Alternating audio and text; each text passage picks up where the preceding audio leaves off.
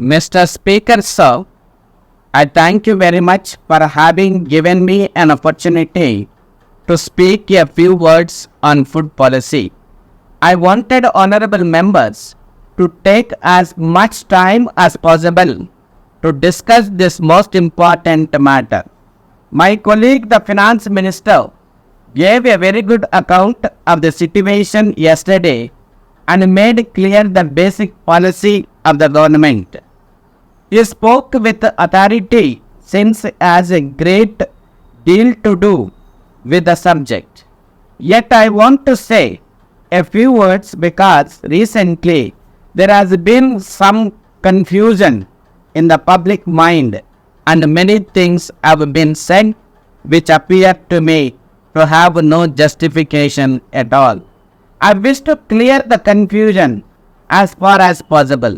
The honorable member who asked me earlier in this session whether there would be a debate on food policy was probably under the impression that some big changes were under consideration. As a matter of fact, a change in policy was neither intended nor suggested. Certain minor changes are certainly contemplated, but they have nothing to do with the basic policy that the government has attempted to follow in future. I am sure the House will realize that during the last few years, the food ministry has had to face very difficult problems. The government and the cabinet have of course shared to some extent in carrying the burdens of the food ministry. I am not denying that we have made mistakes, but we have also endeavored to profit by them. It must be conceded that the food situation in the country, which was difficult for a long time, has now considerably eased.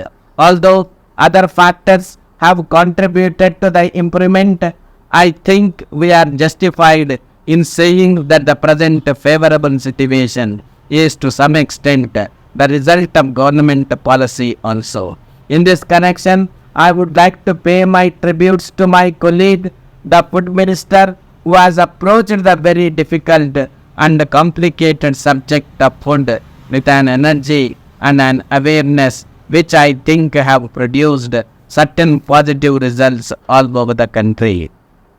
In a debate of this kind, it is natural that honorable ministers should be more concerned with the situation in their particular state or area, and it is right that they should do so.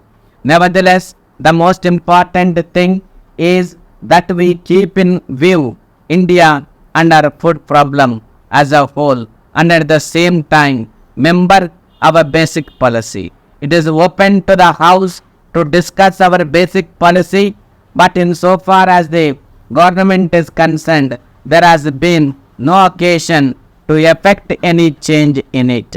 And as far as we can see, no such occasion is likely to arise.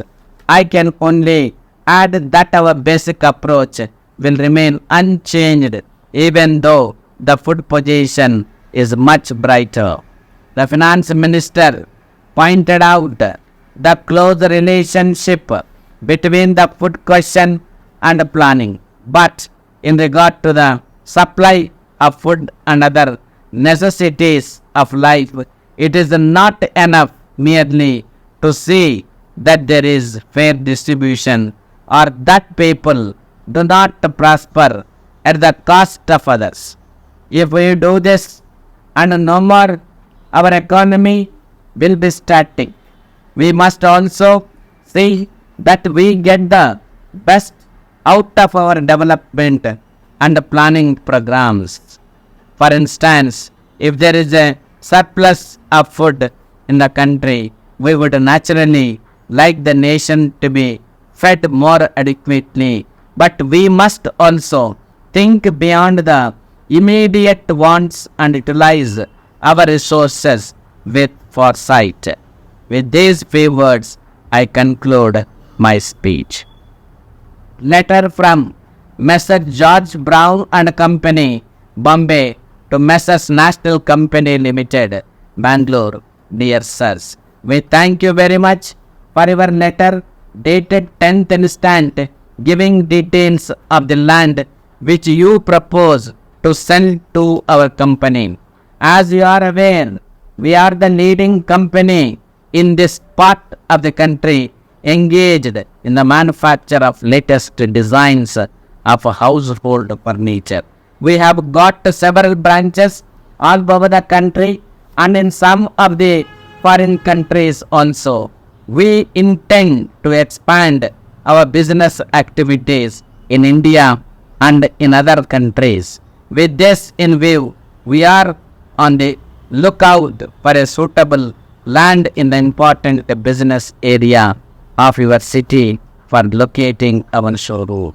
We see from your letter that the land you propose to sell is situated in Mahatma Gandhi Road and is acceptable to us.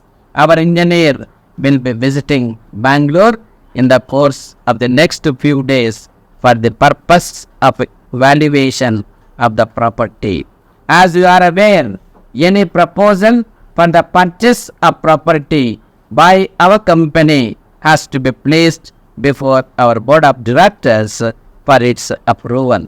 The next meeting of the board is fixed for 21st of next month, by which time we hope to be able to take a decision in the matter.